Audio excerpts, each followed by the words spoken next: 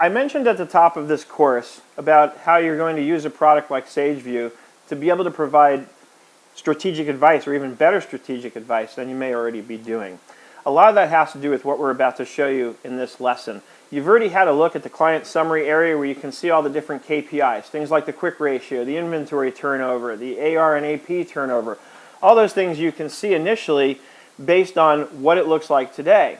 But as I've mentioned, the whole key to this is not just having the ratio, but having something to compare that ratio with. And as I've also already mentioned, I think that the best way to do this is to not worry so much about what the competition is doing. I make the analogy later on in this lesson that you compare it to a swimmer in a swimming competition. If I slow down and look at the lane to my left or my right, I'm going to lose the race. But if I stay focused on what I'm doing and compare what I'm doing now to what I'm able to do in the future, then that's to me where I'm going to get the most value for my buck in terms of the focus that I place on this kind of strategic planning. So what I mean specifically in this context is that when I look at the quick ratio, I want to compare that where it is today to where I want to be in the future. And as you're about to see in this lesson, within each one of these KPIs, we can set thresholds, first of all, that allow us to get visual indicators of what's unsatisfactory, what's moderate, and what looks good. And we also get to compare the actual KPI as of today against any goal that we'd like to set. And it's very easy to set this stuff up, as you're about to see in this lesson. Let's see what this looks like. Customizing your experience in SageView.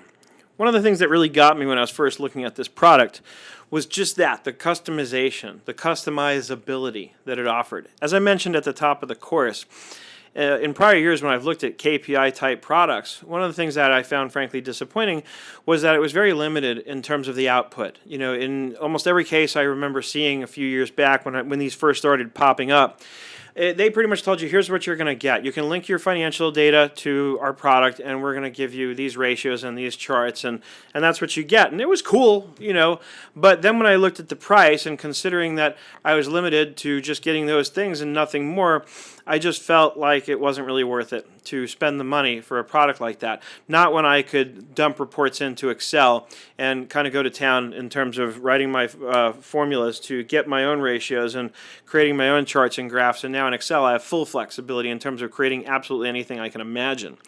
So enter SageView, and when I took a look at this product, not that long ago really, for the first time, I got really excited when I saw how well you could customize this. I've already touched on part of it. I promised you earlier that we'd looked at the alerts and that I'd show you how that works in a little bit more detail. One of the things that you're going to be able to take a look at in this lesson is the alerts area. The alerts area to me provides you with an extremely powerful tool here, because what you're able to do, aside from setting up the parameters for all of the KPIs, is that you're able to create alerts so that you'll be able to get notifications that let you know when, for example, you've achieved a goal that you've set. So if you've set for the quick ratio that your goal is to reach 2.0, the minute that SageView pulls in your accounting data, recalculates, and figures out that you've reached or exceeded that goal, you can create an alert that lets you know this, so that now you know it's time to go in and raise the bar. This way you're constantly focused on progress and moving forward and getting better and more efficient at everything that you're doing when it comes to running your business or that of your clients. So the alerts feature, I think, is a really powerful add-on to this whole atmosphere that will really take what you're already able to do and do it powerfully, and give you a really powerful tool on top of that that lets you monitor your progress, make sure you're getting to where you want to go, and that notifies you when it's time to go in there and make a change. So let's take a look at that. We're going to go into, notice when I go into the client summary, it has this alerts area. And you might have noticed in prior videos, I can't remember now, but I may have had some alerts showing up here based on some of the settings. And I had since gone in and deleted them. And then I created new ones. So in the alerts area, one of the alerts that I've created is this one that's called gross profit percentage target beaten, right? In the description it says goal achieved and exceeded, and then the message is, you know, congratulations, you did well. So how do we set that up? Let's go look at the settings. These are the triggers, basically. So there's the alert type, which in this case is going to be a tolerance event alert, meaning that it's going to be an event that takes place based on a comparison of the actual to a certain tolerance, such as the goal, right?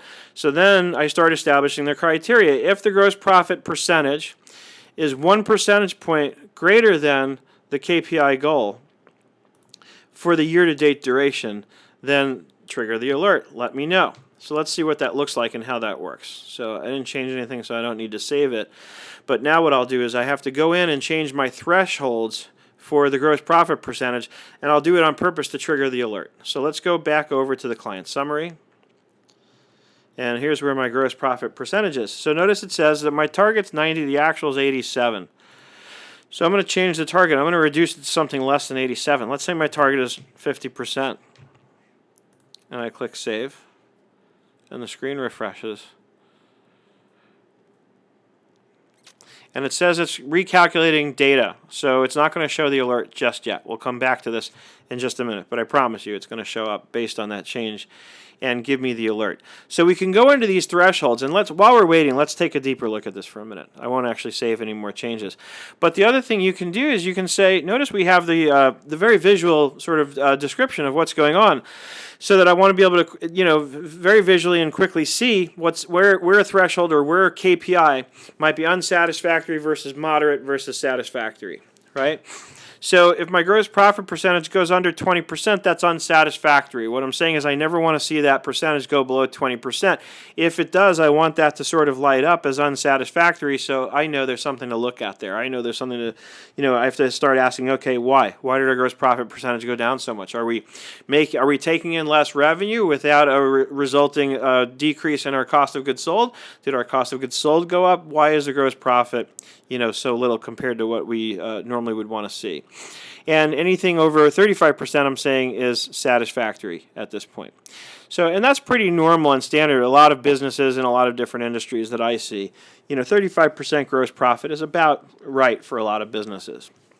And then, again, we set the annual goal. So this is what you can set up here, and you can do this for every single KPI that you see laid out here on the summary, so that, again, when you get in here, you get a very visual look at what things you need to take a deeper look at. Let's refresh the page and see if it's done calculating. And sure enough, once the calculation has completed its update, then the alert will actually appear here. Like I said, gross profit percentage goal achieved and exceeded. Congratulations. And I can snooze this if I want to be reminded later, because again, the idea about something like this is it's my trigger that I want to take action. I want to go in here and now jump over it, and since now I've exceeded my goal, I think I went in when I was playing around off recording and changed the target to 40%. Bottom line, now that based on the alert that I set, I've exceeded my goal, I would certainly want to come in here and update the goal. So if I'm at 87.7%, and that's way above my 40%, then I might want to set the next threshold, set the next bar a little higher. And I might even want to update this criteria here to say what's good, what's not good, right? So then I'd save it, and then once it refreshes, the alert should go away. However, it may need time to calculate again based on those changes. So that's your alerts and your thresholds in a nutshell. And again, I love the fact that you can customize it like this. And I love how easy it is to do, quite frankly. So now let's go over to the next and sort of final part of this, which is manage KPIs. And here's where we're going to start kind of leading you into what the next lesson is really going to be about. Because at the end of the day, you might already, hopefully at this point, you've got it. You can see where you can use a tool like SageView to provide tremendous value to your clients, to go way above and beyond what they ever expect. And at a certain point, if you're successful at getting your client excited about this, they may come to you and say, hey, Seth, you know what? Well, hopefully they won't come to you and say, hey, Seth. They'll come to you and refer to you by your own name. But they'll come to you and they'll say, hey, all these KPIs that I'm looking at are great, and they've been really helpful in terms of making informed decisions and important decisions about my business. But what if I wanted to look at something that's not here? Well, here's where we get into the manage KPIs area. And I'm just going to use one simple example, which is revenue per employee. Let's say I want to look at that, because that can often be an indication of two things. Up to a certain point, the higher it is, the better, meaning that obviously I want to be able to produce as much revenue as possible with the smallest number of employees, right? Because that means my workforce is working really efficiently. But I also may want to set up one of those alerts where you can do it based on a range, such that if I'm generating, let's say, more than a certain dollar amount in revenues per employee, it could at a certain point become an indication that I might be burning out my labor pool there. So again, it can be looked at in two ways, where generally speaking, the higher the better, but at a certain point, I may want to take a closer look and see. So in other words, I can use a KPI like revenue per employee as a benchmark for maybe when it's time to hire. somebody. So setting up the KPI and then adding in the alert based on that KPI is precisely what I'm going to want to be able to do. And SageView lets me do it. So let's add a new KPI here. And there is one limitation here, at least as of now, insofar as the fact that you can do a KPI based only on either income accounts or balance sheet accounts, but not both. So we're going to choose income. I'm going to call it revenue per employee. And I'm going to leave the description blank for now. Higher is better. And I'm going to do something here that may be confusing to you, but it's only because I played around with this already, and it's based on the results I was getting. So when I originally wrote the formula, when I was playing around with this, I kept getting a negative result. And it's not, at first I thought maybe it's because I have negative net income, but I'm not doing it based on net income. I'm doing this based on the gross revenue, right? I want to see gross revenue per employee. So the fact that I was getting a negative number, I said to myself, okay, let me just wrap the whole formula in parentheses and put a negative sign in front of that so that I can kind of flip that result around. So that's what we're going to do here. I'm going to say minus, and I'm going to open parentheses, and let's go into income. We're just going to add in everything because I want absolutely every income account included, excepting that what I want to do first is say sum, and then add every single income account.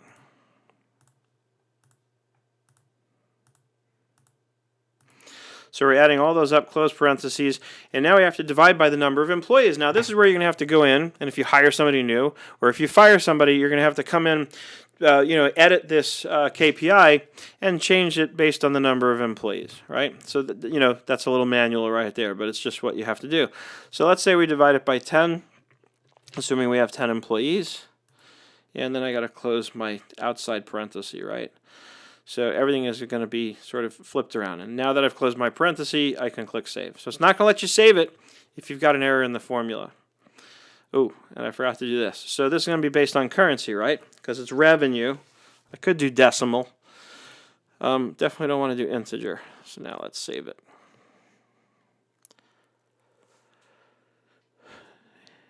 And now it's created, and of course it says assign clients 1. I only have 1 to assign it to, but over here I can assign this to whichever clients I want. So there might be, even though one client may have requested this, it might become apparent that this would be great for all of my clients, or maybe I know of, 1 or 2 other specific clients who I think would like to be able to look at this, right?